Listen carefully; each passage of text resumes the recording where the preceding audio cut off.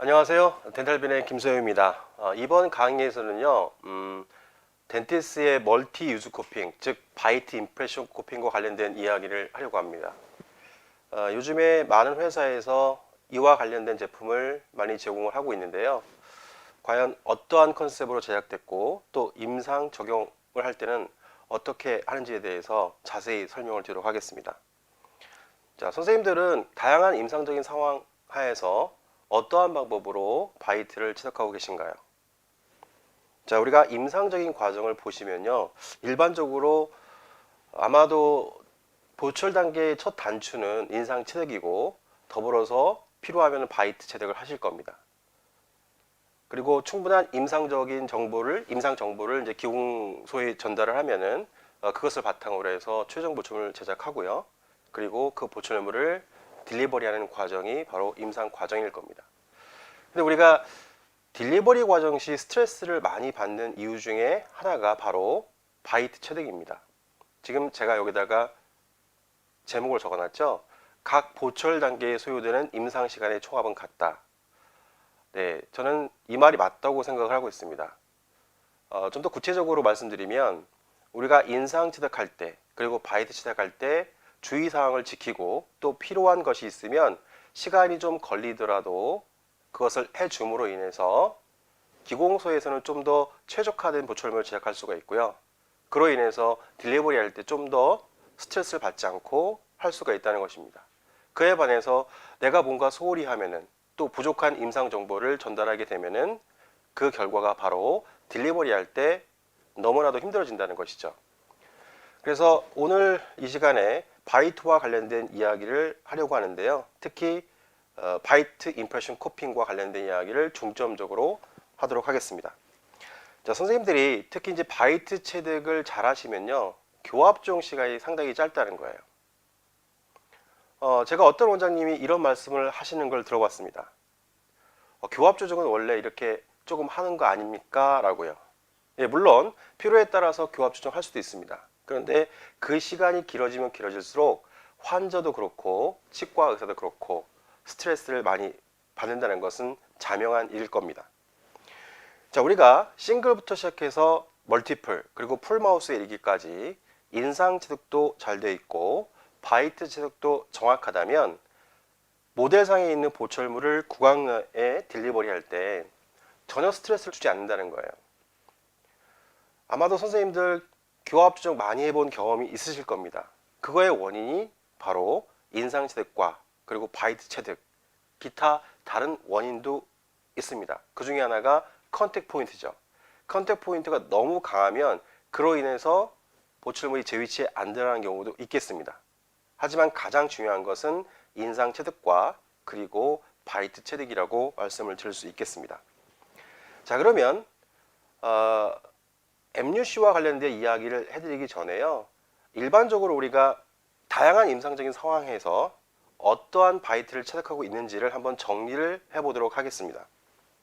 일단 우리가 바이트 채택을 할 때 이건 어떻게 해야 되지?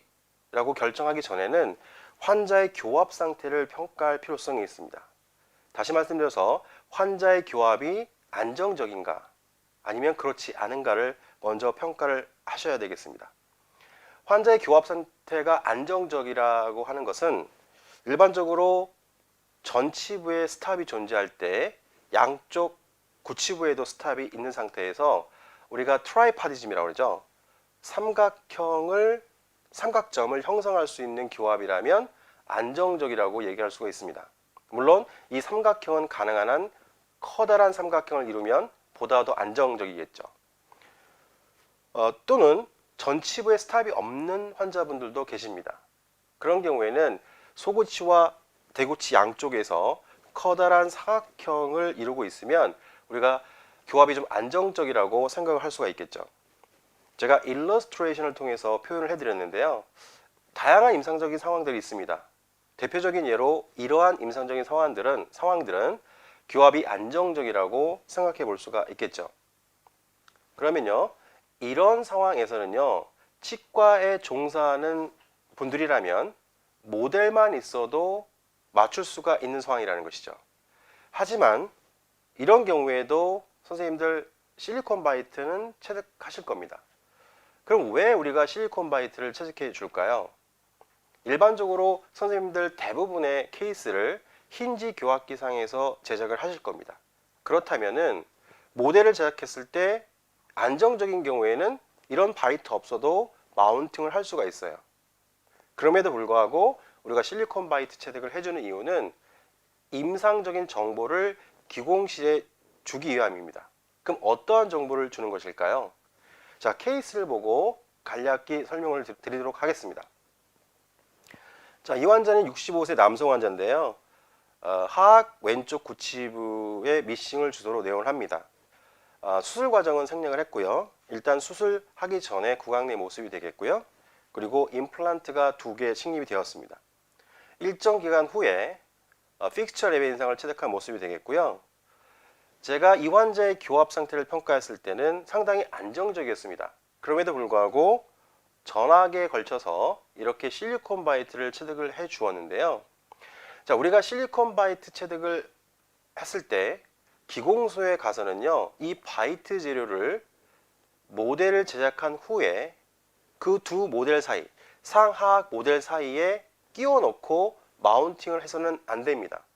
아무리 잉여 부분을 다 트리밍하고 필요한 부분만 남기더라도 이 실리콘 바이트 재료가 두 모델 사이에 인게이지가 되면은 대부분의 교합은 100% 높아집니다. 자, 우리가 이러한 실리콘 바이트를 체득해 주는 이유는 구강 내에서 위아래 치아가 닿고 있다면 이 실리콘 바이트 내에는 구멍이 뚫어지거나 구멍이 뚫리거나 또는 얇게 비쳐 보일 거예요. 따라서 이 실리콘 바이트를 이용해서 모델을 제작한 후 마스터 모델 그리고 대합치 모델 상에 구멍 뚫어진 부위를 마킹을 하게 되어 있습니다.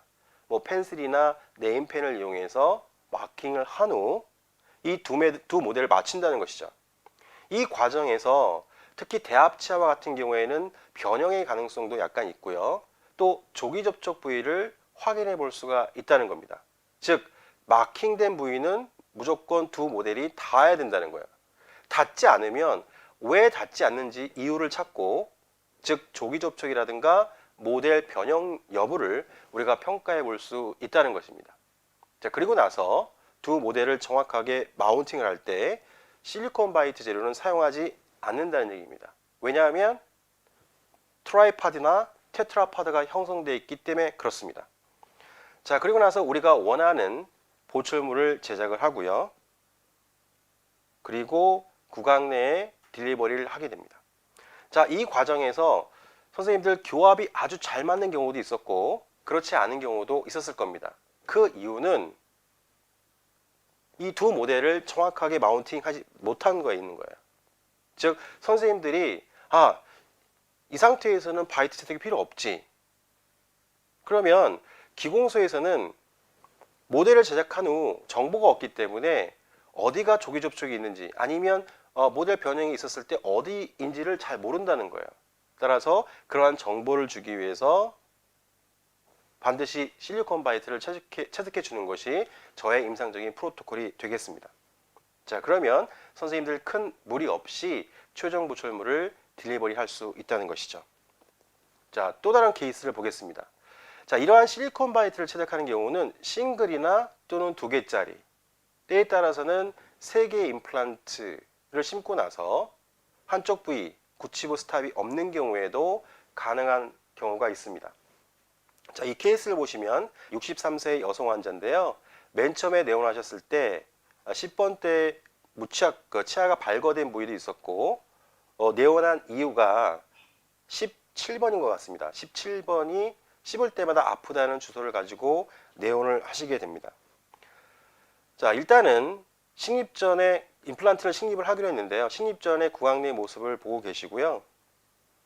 엑스레이 사진을 보시면은 17번 부위가 조금 이상합니다. 그죠? 자, 좀 더 자세히 보시면은 뭔가 이렇게 라인이 보여요. 그래서 이것을 자세히 평가하기 위해서 CT를 촬영해 봤더니 팔레이탈 루트가 파절되어 있는 것을 확인하게 됩니다. 그래서 최종적인 치료 계획은 이 치아는 발거를 하고 예전에 발치한 부위, 즉 15번, 16번 부위도 추가적으로 임플란트를 식립하기로 합니다. 자, 3개의 임플란트가 식립이 됐고요. 일정 기간 후에, 즉 골유착 후에 인상체득을 하게 됩니다. 자, 픽처 랩의 인상은 선생님들이 원하시는 방법, 즉 트랜스퍼나 픽업 중에 가장 정확하게 체득할 수 있는 방법을 선택하시면 되겠습니다. 그리고 나서 이 환자 같은 경우에는 3개의 치아가 미싱됐음에도 불구하고 남아있는 치아, 즉 소구치아하고 전치부하고 반대편 치아 구치부 스탑이 안정적이었기 때문에 간단하게 실리콘 바이트를 체득하게 됩니다. 그때 보시면은 위아래 치아가 닿고 있는 쪽에 구멍이 뚫려 있다는 것을 확인해 볼 수가 있겠죠. 자, 앞서 설명드린 것처럼 모델을 제작한 후 이 실리콘 바이트를 토대로 해서 구멍 뚫어진 부위를 표시를 하고요. 그리고 두 모델을 마운팅을 했을 때 안정적이다, 즉 까딱까딱 움직이지 않는 상황이라면 이런 방법으로도 우리가 바이트를 체득해 줄 수가 있다는 겁니다. 자, 이 케이스는 바이트 체득이 잘 되었고 그리고 교합도 안정적이었기 때문에 간단한 방법으로 최종 보철물을 다음과 같이 딜리버리 할 수가 있었습니다. 즉 모델에서 보이는 MICP 포지션 그대로 구강 내로 딜리버리 될 수 있었다는 것이죠. 물론 전제 조건은 인상 체득이 정확해야 하고요. 컨택도 적절해야 합니다.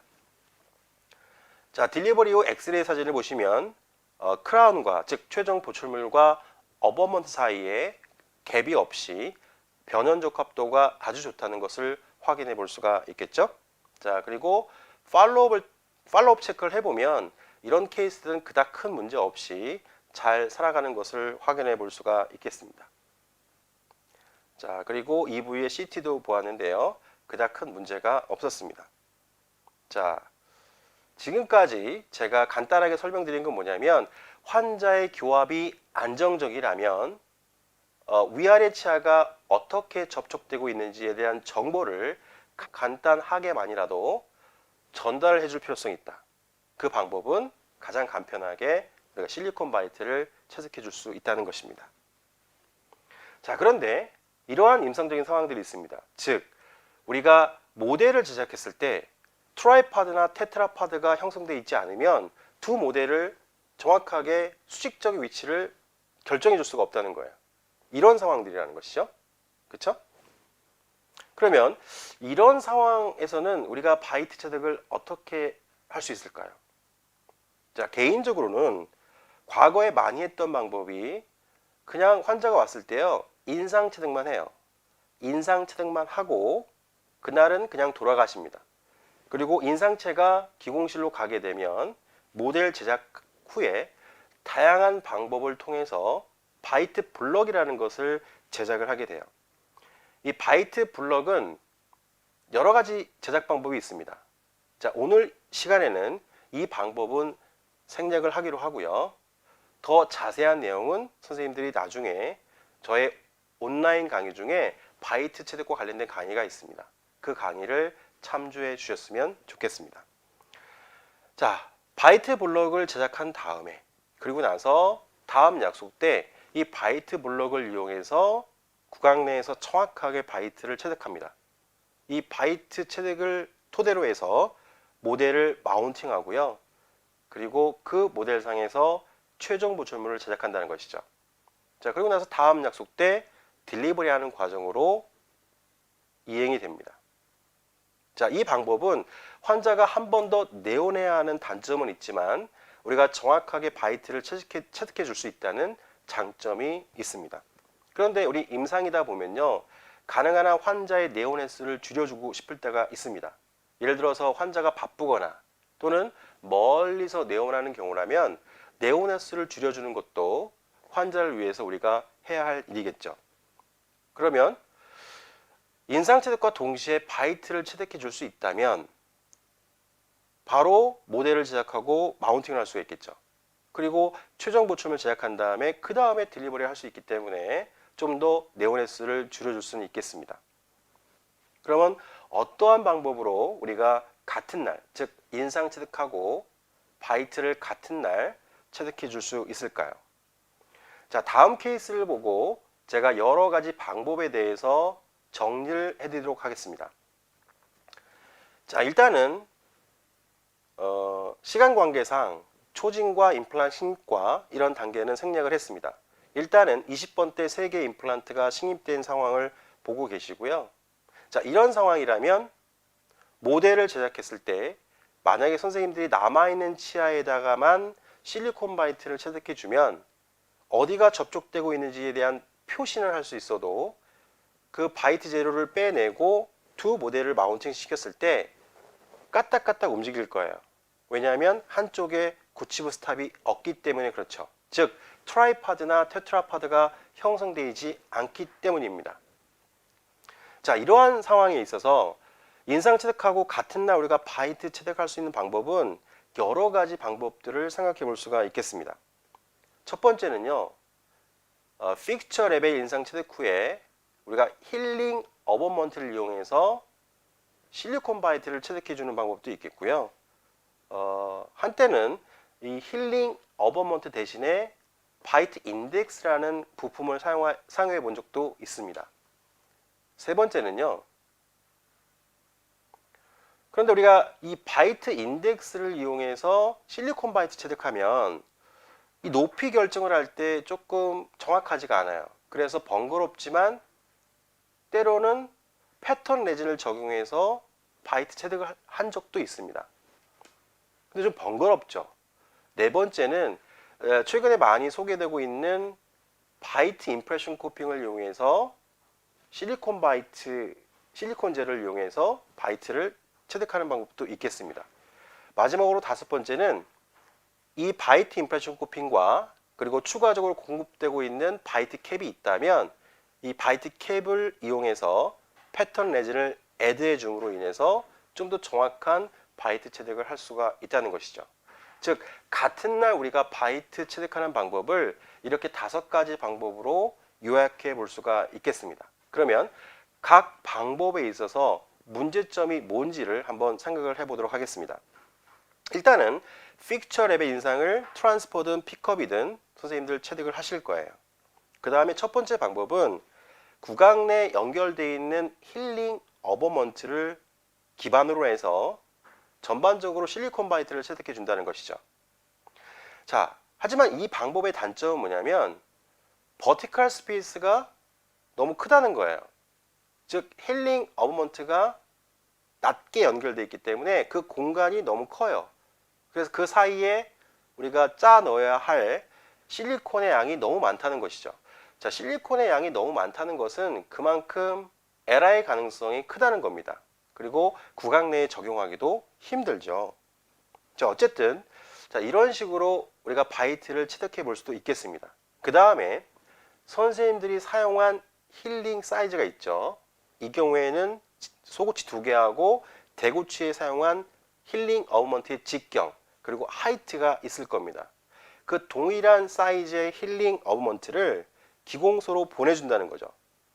자, 그러면 기공실에서는 모델을 제작한 후에 동일한 사이즈의 힐링 어버먼트를 랩 아날로그에 연결을 할 겁니다. 자, 그리고 나서 그 둘 사이에다가 인게이지한 실리콘 바이트를 물린다는 개념인데요. 물론 전체적으로 물린 실리콘 바이트에서 치아와 관련된 부위는 잘라내서요. 표시만 해요. 뚫어진 부위 표시만 하고 지금 스탑이 없는 부위, 이 없는 부위에만 실리콘 바이트를 인게이지 시켜서 마운팅을 한다는 개념이 되겠습니다. 자, 그러면 동영상을 보고 어떠한 문제점이 있는지 확인해 보시도록 하시죠. 자, 일단은 전체적으로 실리콘 바이트를 채택했죠. 그러면 치아 부위에 우리가 적용한 실리콘 바이트 재료는 잘라내버려요. 그리고 그 부위는 둘 사이가 닿고 있으면, 위아래 치아가 닿고 있으면 구멍이 뚫어져 있을 거 아니에요? 자, 그 부위는 그냥 연필로 표시만 하는 겁니다. 자, 그리고 나서 지금 힐링 어버먼트 쪽에 적용한 이 실리콘 바이트는 구강 내에서 잇몸이랑도 닿고 여기저기 닿을 거예요. 그런 부분들이 있으면 정확하게 마운팅을 할 수가 없습니다. 그래서 필요한 부위, 즉 힐링 어버먼트에만 접촉하도록 하는 게 키포인트예요. 주변에 있는 잇몸에 닿아서는 안 되겠습니다. 그래서 지금 힐링 어버먼트 주변에 불필요한 부위는 다 제거를 하고 있고요. 그리고 힐링 어버먼트에 존재하고 있는 헥사홀이 있죠. 그 헥사홀 내로 흘러 들어간 실리콘 바이트 재료도 제거하는 것이 키포인트가 되겠습니다. 자, 이 이유는 나중에 제 바이트 강의를 참조해 주시기 바랍니다. 자, 그리고 나서 두 모델을 마운팅 해보면요. 선생님들 또는 기공사분들이 누르는 압력에 따라서 수직적인 높이가 차이를 보인다는 거예요. 그냥 올려놓으면 대부분 교합이 높아지고요. 누르는 힘이 세면은요, 교합이 낮아질 수가 있어요. 왜냐하면 이 실리콘 재료는요, 러버기 때문에 탄성력을 갖고 있을 겁니다. 물론 요즘에 이 실리콘 바이트 재료 중에 굳으면 단단하게 물성이 좋은 제품도 있습니다. 자, 그럼에도 불구하고 러버이기 때문에 탄성력을 갖고 있어서 정확한 수직적인 위치를 결정하기가 어렵다는 것이죠. 자, 그 양이 너무 많았다는 거예요. 그 공간, 빈 공간 내에 적용해야 할 실리콘의 양이 너무 많았다는 겁니다. 그러한 이유 때문에 이 버티컬 스페이스에 따라서 적절한 하이트를 결정할 수 있는 바이트 인덱스라는 것이 소개가 된 적도 있습니다. 자, 힐링 어버먼트랑 비슷하게 닮았어요. 하지만 다양한 높이를 제공해 줘서요.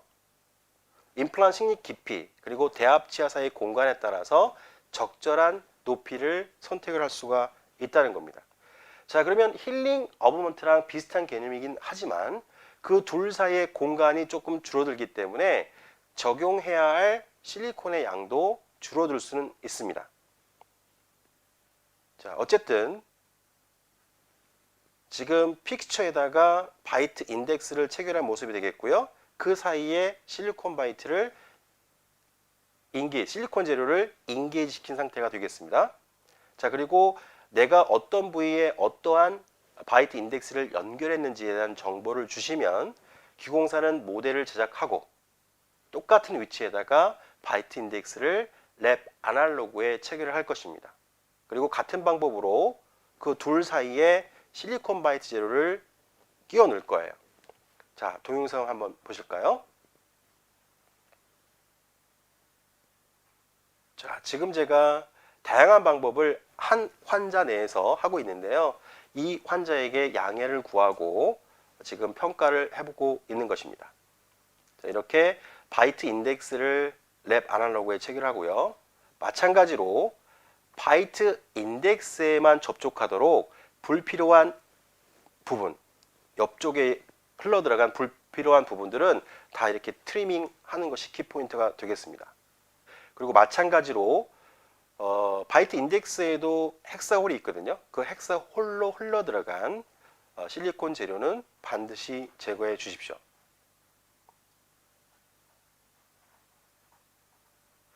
자, 이렇게요.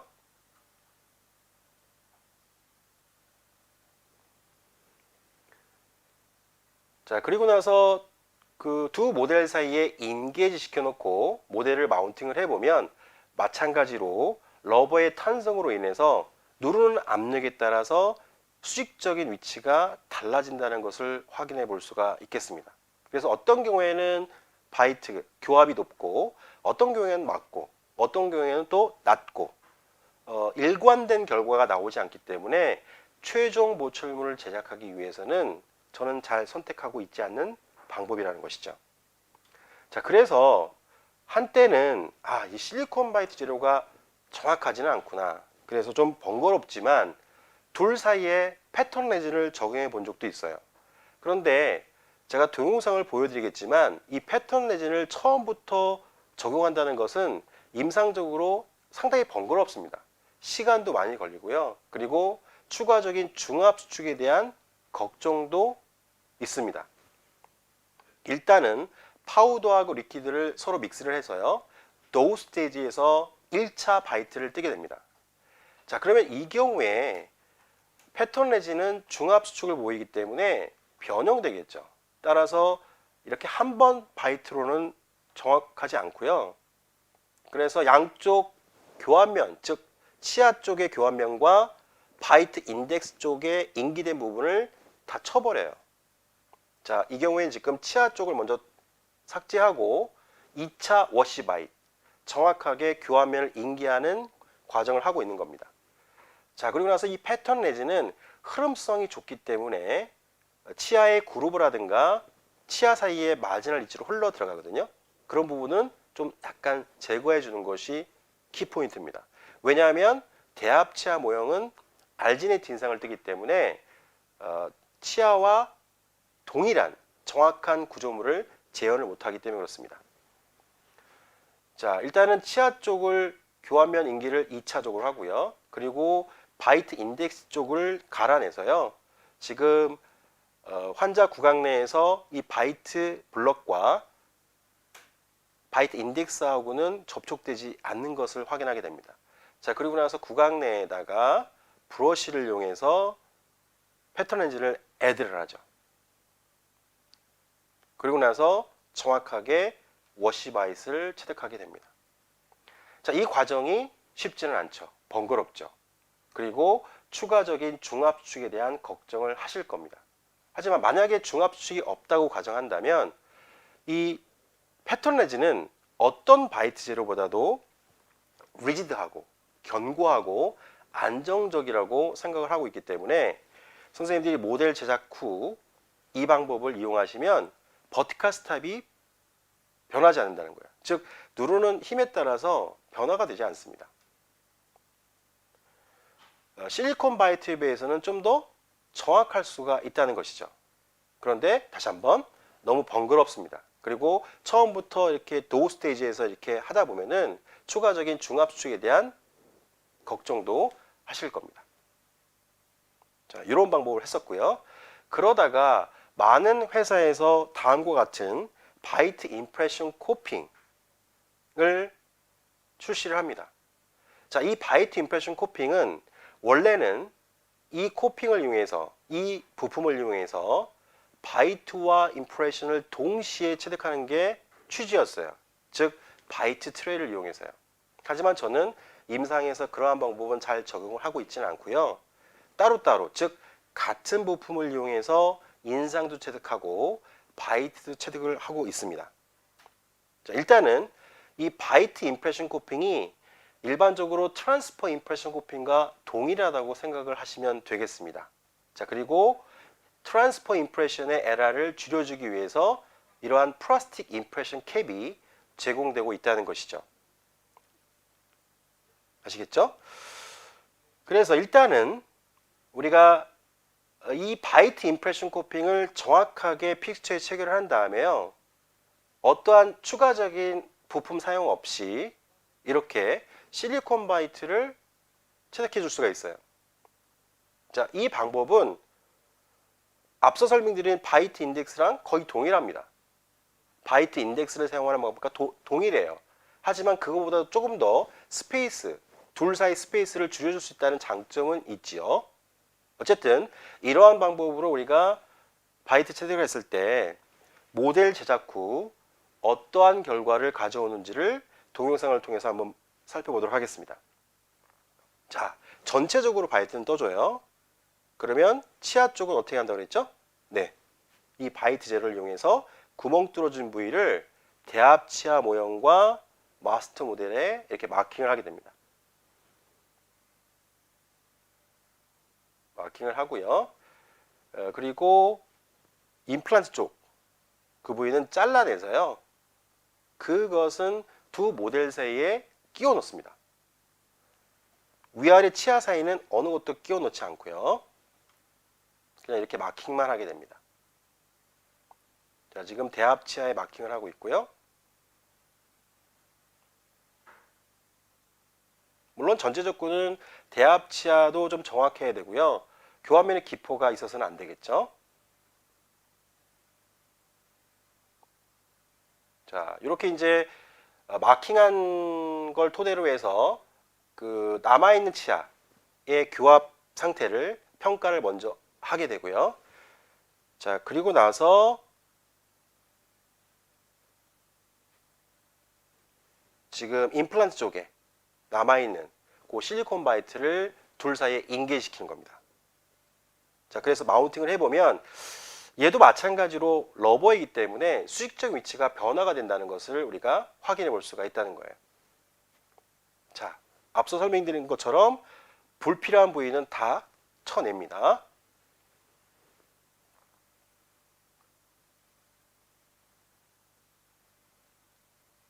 자, 그리고 나서 이 실리콘 바이트를 인계시키면 힐링 어버먼트 또는 바이트 인덱스에 비해서는 위치시키기도 좀 편해요. 그럼에도 불구하고 지금 동영상을 보시면 누르는 압력에 따라서 수직적인 위치의 차이를 보인다는 것을 확인해 볼 수가 있겠죠. 따라서 실리콘 바이트 재료는 즉 좀 큰 케이스, 굳히고 스탑이 없는 경우, 양쪽 또는 한쪽에 없는 경우에는 가능한 한 최종 보출물을 제작하기 위해서는 선택돼서는 안 된다고 생각을 하고 있습니다. 그래서 제 임상에서는 임시 보출물을 제작하기 위해서는 한번 해볼 수는 있다는 것이죠. 왜냐하면 임시 보출물은 우리가 구강 내에서 좀 조종을 하더라도 가능하잖아요, 그런 일은요. 그런데 임시 보출물을 제작하기 위해서 또 정확하게 체득하기 위해서 환자 내원의 수가 더 많다는 것은 가능한 한 피하는 게 좋기 때문에 한꺼번에 하기 위해서 그리고 좀 간편하게 하기 위해서 실리콘 바이트 체득을 할 수도 있어요. 그래서 첫 번째, 두 번째, 네 번째 방법은 가능한 한 임시 보출물을 제작하기 위해서 저는 선택을 하고 있습니다. 즉 임시 보출물을 제작하는 경우에만 선택을 하고 있다는 것이죠. 자, 우리가 이 시점에서 바이트 재료를 생각해 볼 수가 있는데요. 저는 가능한 한 왁스 바이트는 잘 채택하고 있지 않습니다. 특히 이제 알로왁스 같은 경우에는 RPD나 총위치를 제작할 때는 종종 선택을 하고 있지만 일반적으로 우리가 고정성의 일반 보출이라든가 고정성의 임플란트 보출을 할 때는 잘 선택되고 있지 않은 바이트 재료가 되겠고요. 일반적으로 실리콘 바이트나 또는 패턴 레진을 선택을 하고 있습니다. 자, 우리가 바이트 재료가 갖추어야 될 요구 조건 다 아시잖아요. 가장 중요한 것은 다루기가 쉬워야 돼요. 물론 실리콘 바이트 재료가 다루기는 쉬워요. 하지만 탄성력 때문에 내가 원하는 리지더티를 부여할 수가 없다는 거예요. 자, 여러 재료를 비교해 본 이 표를 보시면 리지더티, 즉 견고성 면에서는 실리콘 바이트 재료가 아주 좋다는 것이죠. 물론 조작성이 조금 떨어질 수 있어요. 하지만 이것은 선생님들이 반복적으로 하시다 보면 손에 익숙해질 수 있기 때문에 그닥 문제가 되지 않는다고 생각을 하고 있습니다. 따라서 이러한 경우, 즉 우리가 바이트 임프레션 코핑을 이용해서 정확하게 바이트를 채택할 때는 다음과 같이 추가적으로 제공되고 있는 바이트 캡을 연결한 상태에서 이 둘 사이에다가 패턴 레진을 애드해 준다면 실리콘 바이트에 비해서는 좀 더 정확한 바이트, 즉 리지더티를 확보할 수 있다는 것이죠. 그래서 덴티스에서 나오는 이 멀티 유즈 코핑, 즉 바이트 임프레션 코핑에는 임프레션 캡도 있고 또 레드메이드 바이트 캡도 제공되고 있다는 것입니다. 자, 그러면 우리가 바이트 캡을 연결해 보면은 이 바이트 캡이 크게 두 가지가 있어요. 나중에 자세히 설명드리겠지만 짧은 거, 긴 거 두 가지가 있는데 대부분 임상에서는 짧은 거를 주로 많이 사용을 하고 있습니다. 물론 악강 공간이 크면 긴 거를 사용할 수도 있지만 일반적으로는 짧은 거를 많이 사용을 하고 있습니다. 그런데 우리가 이 바이트 임프레션 코핑도 여러 가지가 있는데요. 적절하지 않은 바이트 임프레션 코핑을 체결을 하면 다음 임상 사진처럼 둘 사이의 공간이 너무 커요. 때로는 그 공간이 너무 없어서 이 바이트 캡을 구강 내에서 조종해야 하는 일이 많을 수도 있습니다. 따라서 바이트 체득하기 전의 전제 조건은 적절한 하이트, 자, MUC에서는 적절한 GH입니다. 적절한 GH를 선택을 해서 이 공간을 가능한 한 최소화시키는 것이 적용해야 할 패턴 레진 양을 줄일 수가 있다는 것이죠. 그래서 이런 경우에는 이 상태에서 패턴 레진을 적용하지 마시고요. 가능한 한 이 MUC의 다양한 GH 컬러를 바꾸어서 이 공간을 적절하게 확보하는 것이 키포인트가 되겠습니다. 그래서 맨 처음에는 GH 칼라를 4짜리를 선택했어요. 그런데 공간이 너무 컸기 때문에 2mm 증가시킨 6mm짜리 GH를 체결해 보면은 이 공간이 많이 줄어들었다는 것을 확인해 볼 수가 있겠죠. 자, 그 다음에 브러쉬를 준비해서 패턴 레진을 이용한 바이트 제작을 한다는 것입니다. 자, 이런 경우에는요, 미리 제작되어 있는 바이트 캡 위에다가 우리가 패턴 레진을 적용하기 때문에 추가적인 중압 수축에 대해서는 걱정을 하지 않으셔도 되겠습니다. 약간의 수축 있을 수 있어요. 하지만 실리콘 바이트에 비해서는 무시할 정도로, 즉 임상적으로는 무시할 정도로 괜찮다는 얘기죠. 그래서 정확하게 이렇게 바이트 체득한 모습이 되겠고요. 자, 그리고 나서 나중에 또 자세히 설명드리겠지만 버칼 쪽이 어딘지를 표시를 하게 됩니다. 그리고 빼낸 모습이 되겠고요. 그리고 왼쪽과 오른쪽 사진의 차이점은 뭐냐면 선생님들이 바이트 체득한 부위 교환면을 보시면 대합 치아 그루브라든가 치아 사이에 마지널 엣지로 흘러들어간 미세한 부위가 존재할 수가 있어요. 흐름성이 좋기 때문에 그 부위는 쳐내야 돼요. 그리고 서피스 컨택만 남겨놓는 것이 이 방법에서 가장 중요합니다. 자, 그리고 나서 인상 체득을 레디메이드 임프레션 캡을 이용해서 한다는 것이죠.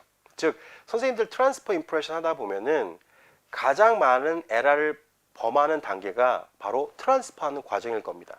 그 트랜스퍼하는 과정을 도와주는 부품이 임프레션 캡이라고 생각을 하시면 되겠습니다. 이 임프레션 캡도 제 위치에 정확하게 끼워 놓으셔야 돼요. 이것도 나중에 설명을 드릴게요. 자, 그 다음에 인상을 뜨시면 인상체 내에는 이 임프레션 캡만 픽업이 될 겁니다. 자, 그리고 나서 바이트 임프레션 코핑을 제거하고 아날로그에 정확하게 끼워 놓은 다음에 리테인 스크루를 잠그고 얘를 뒤집어 꽂겠죠. 그 꼽을 때 트랜스퍼, 즉 회전적인 위치와 수직적인 위치를 정확하게 결정하는 데 도와주는 것이 바로 임프레션 캡이라는 것이죠. 자, 그 다음에 선생님들이 인상체 내에서 평가하는 것은 이 아날로그의 방향을 평가를 함으로 인해서 나중에 보철물을 어떠한 방법으로 제작할지 결정을 하시면 되겠습니다. 자, 이번 시간에서는 이런 이야기는 하지 않도록 하겠습니다. 자, 어쨌든 이 인상 체득한 거하고요, 제가 바이트 캡을 이용해서 바이트 체득한 거 있잖아요. 그것을 기공실로 보내면 이 인상체에는 이제 G 마스크라는 걸 하고 그다음에 스톤 포링을 할 거예요. 자, 그리고 나서 바이트 캡을 정확한 위치에 체결을 한다는 것이죠. 그리고 마운팅을 해보면 수직적으로 버티컬 스탑을 정확하게 우리가 얻어낼 수 있다는 것입니다. 자, 동영상을 보시면 아마 느끼실 거예요. 확실한 것은 실리콘 바이트에 비해서는 정확하다는 거예요. 그리고 제 개인적으로는 아주 정확하다고 생각을 하고 있습니다. 자, 그렇게 느껴지시나요? 자, 여러 방향으로 보더라도 위아래 치아의 버티컬 스탑이 아주 안정적이라는 것을 확인해 볼 수가 있다는 것입니다. 따라서 우리가 최종 보철물을 제작하기 위해서 같은 날 바이트를 체득하는 방법은 다음과 같이 2번, 3번이죠. 3번이나 5번 방법이 될 수 있지만 앞서 설명드린 것처럼 3번의 방법은 너무 번거롭고 또 추가적인 중압 수축에 대한 그런 우려사항이 있기 때문에 저는 3번 항목은 잘 선택하고 있지 않고요. 주로 5번 방법을 선택해서 같은 날 바이트 체득을 정확하게 하고 있습니다. 자, 이 바이트 체득을 통해서 제작된 보철물의 모습을 보고 계시고요. 자, 패스 한번 평가해 보는 건데요. 저는 이 케이스에서는 이 보철물을 영구 압착을 하고 싶었어요. 그리고 교환면에 구멍을 형성한 컨벤션 타입의 보철물을 제작한 모습을 볼 수 있겠죠. 그런데 세 개 임플란트 패스가요, 서로 맞지 않아서 이거를 해결하기 위해서는 우리가 non-엑사의 어버먼트를 사용해 볼 수가 있겠죠. 자, non-엑사의 어버먼트를 사용할 때는 가능한 한 어버먼트를 서로 연결하는 이런 트랜스포 키를 제작할 필요가 있겠고요. 이 트랜스포 키의 적합도는 상당히 좋아야 합니다. 마진까지 연장되어 있어야 되고 어버먼트가 이 키 내에서 헐겁게 이렇게 회전돼서는 안 됩니다. 그래야만 우리가 토크 포스를 가할 때 non-엑사의 어버먼트가 회전되지 않을 겁니다. 자, 어쨌든 이 스플린티드 트랜스포 키를 이용해서 non-엑사의 어버먼트를 픽스처에 체결하는 과정 동안에 인상체득에 에러도 없었고 더불어서 커스터마이즈 어버먼트가 간혹 가다가 치조골에 걸려서 안 들어가는 경우도 있거든요. 즉 치조골 간섭이 없다는 것이 판단이 되었습니다. 자, 한번 동영상을 보실까요? 자, non-엑사의 커스터마이즈 어버먼트죠. 자, 한 덩어리 되어 있는 트랜스포 키를 이용해서 한꺼번에 어버먼트를 체결하고 있는 모습인데요. 자, 나사를 조일 때도 부드럽게 체결되고 멈췄을 때 꽉 조이면 단단한 느낌이 들고요. 이런 경우에는 어떠한 인상체득 에러도 그리고 치조골 간섭이 없다는 것을 우리가 판단할 수 있다는 것이죠. 자, 그 다음에 보철물을 시작하기 전에는 교합 상태에 대한 가이드라인을 우리가 얻어놔야 돼요. 먼저 가이드라인을 결정해내야 되기 때문에 남아있는 치아들의 교합 접촉 강도를 심스탁으로 평가를 하고 있습니다. 지금 2번, 3번 부위 심스탁이 안 빠지죠. 그리고 추가적으로 반대편 치아에 대한 교합 접촉 강도를 심스탁으로 평가를 하게 됩니다. 자, 그리고 나서 보철물을 시작해서 컨택과 마진과 교합을 본다는 것이죠. 컨택이 헐거우면 리메이크고 너무 타이트하면 조정을 하셔야 돼요. 치실을 통과시켰을 때 저항감을 가지면서 통과가 되면 됩니다. 자, 컨택만 적절하다면 마진 피트니스는 좋을 거예요. 왜냐하면 지그를 통해서 먼저 평가가 끝났으니까요. 자, 그리고 나서 교합을 체크해 보면요. 우리가 바이트 체득이 잘 되었을 때 정말 MICP 포지션에서 교합 조정을 안 해도 되는 케이스도 생깁니다. 한번 보실까요? 자, 7번 심스탁 안 빠지죠? 6번 안 빠지죠? 5번도 안 빠지고 4번도 안 빠지고요. 높으면 안 빠질 수 있겠죠. 하지만 인접 치아, 반대편 치아를 미리 제가 평가를 해 두었잖아요. 이 남아있는 치아에서도 동일한 접촉 강도를 보인다는 것은 그만큼 MIC 포지션에서 정확한 바이트가 체득됐다는 것을 의미한다는 것이죠. 자, 이후의 과정도 동영상이 있지만 시간 관계상 생략을 하도록 하겠습니다. 최종 보철물을 딜리버리한 모습이 되겠고요. 자, 파노라마하고 이 치근단 방사선 사진을 보시면 보철물의 변연 적합도가 상당히 좋다는 것을 확인해 볼 수가 있겠습니다. 즉, 요약해 드리면 이러한 결과물을 얻어내기 위해서는 인상 체득도 정확해야 되고요. 어버먼트의 치조골 간섭도 없어야 되고요. 컨택도 적절해야 되고 더불어서 바이트 체득이 정확해야만 이러한 결과물을 얻어낼 수가 있습니다. 2주 체크의 모습이고요. 그리고 약 3개월하고 2주의 모습인데 아무런 문제 없이 잘 사용하고 계셨습니다. 따라서 선생님들이 좀 번거롭더라도 최종 보철물을 제작하는 목적이 있다면 그게 최종 목적지라면요. 가능한 한 정확한 바이트 체득이 필요해요. 때에 따라서는 이러한 바이트를 체득해 볼 수가 있다는 거예요. 같은 날이요. 자, 이해되셨습니까? 하지만 우리가 임상적인 상황에 따라서 어떤 경우에는 임시 보철물을 제작해 볼 수도 있다는 것이죠. 임시 보철물 제작할 때는 물론 이렇게 정확하게 체득할 수도 있겠어요. 하지만 임시 보철물이라는 것은 우리가 조종할 수도 있기 때문에 가능한 한 좀 간편하게 해봐도 되지 않을까 하는 생각을 할 수도 있겠죠. 자, 케이스를 한번 보도록 하겠습니다. 43세 여성 환자인데요. 이 환자분은 여러 부위에 불편감을 주소로 내원을 하셨습니다. 일단은 양쪽 구치부하고 그리고 전치부도 불편하다고 내원을 하셨는데요. 자, 치료 계획은 일단 상악 양쪽 구치부의 치아는 다 발굴을 하기로 했고요. 가능한 한 젊으신 분이었기 때문에 치아 개수대로 임플란트를 식립하기로 합니다. 그리고 전치부에 1번, 1번 보시면은 에이피칼 리전이 보이시죠? 자, 그런데 별로 증상이 없었어요.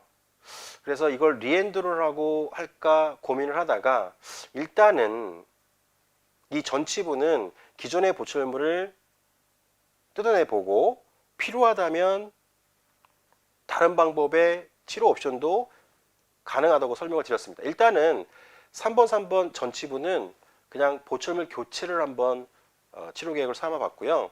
그리고 추가적으로 아랫부분은 할 건 없었지만 46번 치아가 좀 슈퍼 이전 돼 있어서요. 기존의 보철물을 교체해 줌으로 인해서 교합 평면을 향상시키기로 했습니다. 자, 그런데 임플란트를 양쪽 구치부 4개 식립했을 때요. 10번 때는 6번, 7번의 고정력이 안 좋았고요. 20번 때는 7번 부위가 고정력이 안 좋아서 묻어두었어요. 자, 그리고 나서 이 환자에게 이제 식사를 하셔야 되니까 어쩔 수 없이 템포리 RPD를 제작을 해드렸는데요. 이 템포리 RPD를 사용할 거라면 가능한 한 묻어두는 게 좋아요. 즉 10번 때 4, 5번, 20번 때 4, 5, 6번 힐링 어머먼트를 장착하는 것보다는 그냥 묻어두는 게 좋아요. 왜냐하면 특히나 하악의 치아가 건전할 경우에는 교합력이 세기 때문에 간혹 가다가 임플란트 한두 개가 실패할 수가 있거든요. 그런데 이 환자 같은 경우에는 제가 RPD를 제작해 드린다고 했고 제작을 했지만 사용을 하지 않으셨어요. 너무 불편하시다고요. 그래서 일단은 전칩으로만 사용을 하시게 됩니다. 너무 불편하셨겠죠. 자, 그러다가 환자분이 갑자기 내원을 하셨는데 전칩으로만 식사하다 보니까 안 좋았던 21번의 치아가 파절되게 됩니다. 그래서 치료 계획을 갑자기 변경할 수밖에 없었죠. 자, 1번의 상태를 엑스레이하고 CT로 평가해 봤을 때 뽑는 게 낫다고 평가가 되었어요. 그래서 추가적으로 1번에 임플란트 식립하고요. 그리고 12번 부위는 캔틸러브 파닉 처리를 하기로 했고요. 추가적으로 13번과 22번, 23번은 크라운 수복을 하기로 했습니다. 자, 그래서 일단은 양측, 상악 양측 중절치에다가 2개 임플란트가 식립된 모습을 볼 수가 있겠고요. 그리고 남아있는 13번, 22번, 23번을 이용해서 임시 보철물을 제작해 드렸죠. 자, 그러면 이 환자가 또 이 상태에서 전칩으로만 저작을 한다는 것은 너무나도 괴로운 일일 거예요. 그래서 가능한 한 RPD, 즉 임시 틀니는 잘 못 쓰시니까 지금 10번 때 14, 15번과 20번 때 24, 25, 26번은 어느 정도 고정력이 나왔기 때문에 그냥 임시 보철물을 제작해 드리기로 했습니다. 자, 그래서 임플란트 식립 후 약 6주의 모습이 되겠는데요. 그때 ISQ 밸류를 측정해 보니까 뭐 고정성의 임시 보철물을 장착해 드린다 하더라도 뭐 별반 큰 문제가 없을 거라고 판단이 되었습니다. 물론 어떤 선생님들은 이미디어트 로딩을 하셨을 수도 있을 거예요. 그런데 이 케이스는 어쩌다 보니까 이렇게 치료가 진행이 되었습니다. 일단 픽처 레벨로요. 자, 일단 픽처 레벨로 인상 체득한 모습이 되겠고요. 자, 임시 보철물을 제작할 목적이라면 여러 가지 방법이 있었잖아요. 그 방법 중에 힐링 어버먼트가 있는 상태에서 실리콘 바이트를 한번 체득해 보았어요. 자, 이렇게요. 전치부 치아하고 양쪽 14, 15, 24, 25, 26번의 힐링 어버먼트를 인기했다는 것이죠. 이때 제가 임상적으로 느꼈던 것은 너무 많은 실리콘 양이 필요했다는 거예요. 그러다 보니까 이 과정에서 변형될 수도 있겠죠. 어쨌든 우리가 간편하게 뜰 수 있는 방법 중에 하나가 이 방법이 될 수는 있습니다. 자, 그리고 나서 같은 사이즈의 힐링 어머먼트를 기공소로 보내주면 모델 제작 후에 이 힐링 어머먼트를 아날로그에 체결해 볼 수가 있겠죠. 자, 그리고 전방부에 인기한 실리콘 바이트 재료는 구멍 뚫어진 부위를 마킹하는 데 쓰는 거고요. 양쪽 구치부에 있는 실리콘 바이트 재료는 두 모델 사이에 끼워 넣어야겠죠. 그래서 불필요한 부위는 다 삭제해 놓고 마운팅한 모습이 되겠는데요. 정확한 마운팅은 될 수가 없어요. 자, 이때 우리가 임시 보철물을 제작한다 할지라도 이러한 경우에는 두 모델을 너무 세게 누르지 말고요. 그냥 올려놓은 상태로 마운팅하는 게 좋습니다. 왜냐하면 구강 내에 임시 보철물을 딜리버리 했을 때 교합이 약간 높으면은 깎아가면서 맞추는 게 좋지요. 교합이 언더일 경우에는 아클레진을 애드해야 되잖아요. 그런 경우는 좀 더 번거롭기 때문에 그냥 살짝 올려놓은 상태에서 마운팅하는 것이 더 효과적이라고 생각을 하고 있습니다. 자, 그 다음에 이 경우에는 지금 남아있는 임플란트 16, 17 그리고 27번이 있기 때문에 상황이 어떻게 될지 모르기 때문에 최종 어버먼트는 선택할 수가 없었어요. 그래서 temporary 어버먼트를 사용해서 스크류 유정의 임시 보철물을 제작한 모습이 되겠고요. 패스 때문에 너넥사의 temporary 어버먼트를 사용했다는 것을 확인해 볼 수가 있겠습니다. 자, 구강 내에 딜리버리한 모습이 되겠는데요. 제가 정확하게 솔직하게 말씀드릴게요. 자, 이 임시 보철물을 딜리버리하는 과정에서요, 교합 조정을 너무 많이 했어요. 즉 정확하지가 않다는 것이죠. 하지만 임시 보철물이라면 같은 날 인상과 바이트 체득한다는 데 의미를 두는 것밖에 없는 거죠. 그런데 때에 따라서는 조정을 많이 할 수밖에 없었습니다.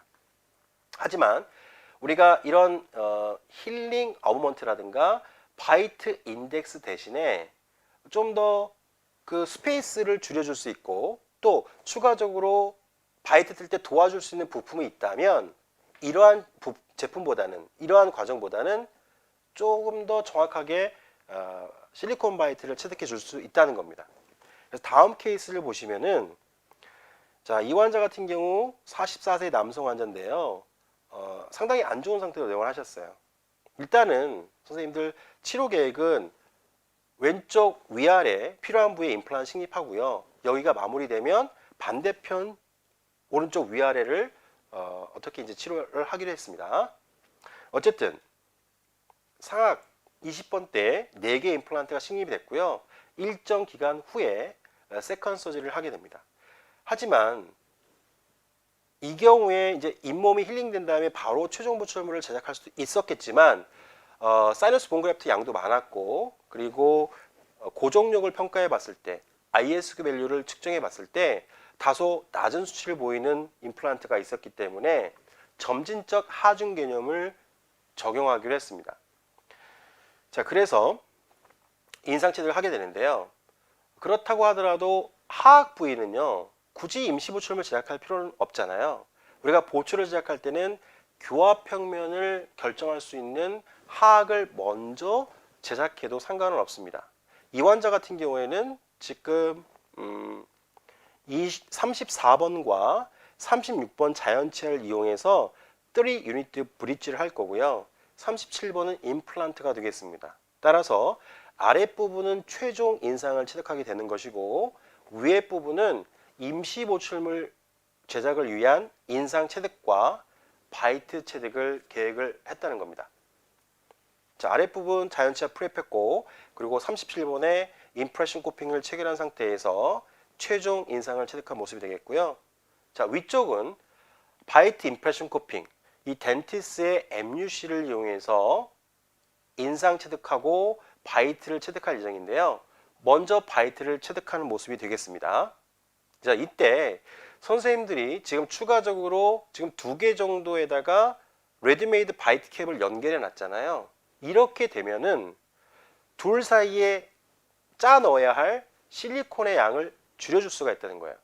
만약에 저게 없다.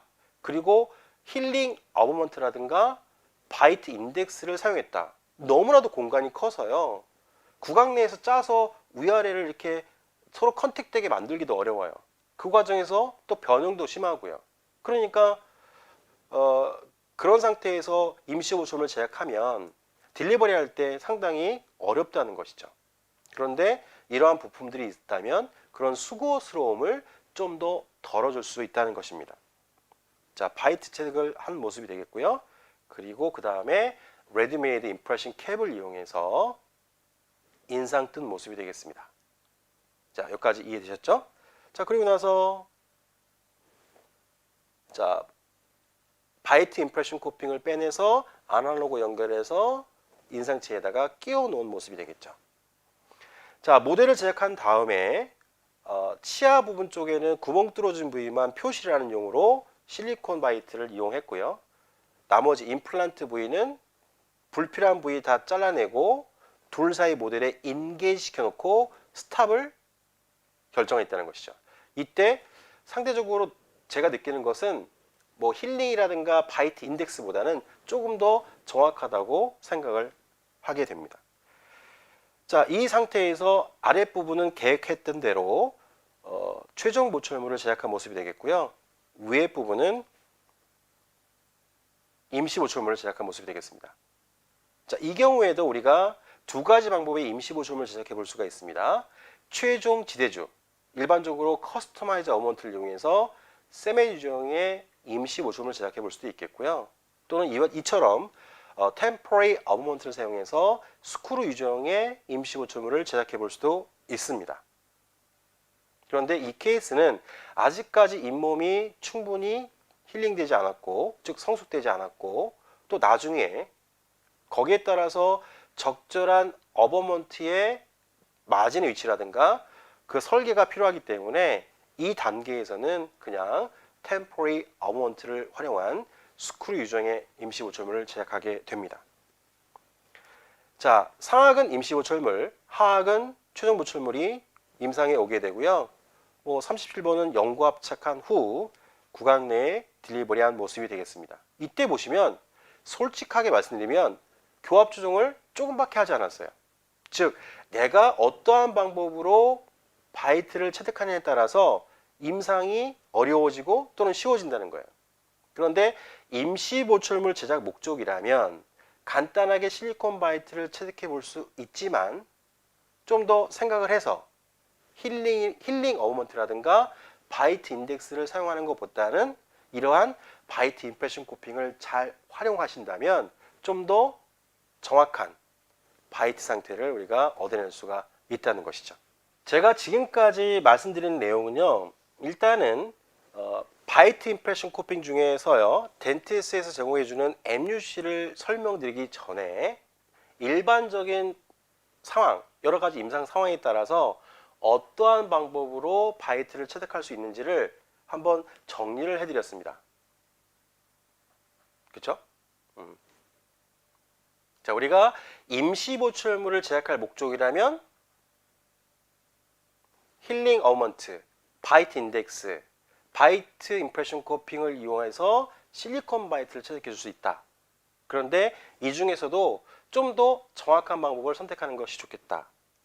최종 보철물을 제작할 목적이라면 같은 날 바이트를 채택하려고 할 때는 조금 번거롭더라도 우리가 바이트 캡 같은 게 있다면 패턴 레진을 이용해서 정확한 리저티를 확보할 수 있고 그것을 통해서 모델을 정확하게 마운팅하고 또 거기에서 제작한 보철물을 딜리버리 해보면 정말 교업 조정할 게 거의 없다는 사실을 선생님들 경험을 하시게 될 겁니다.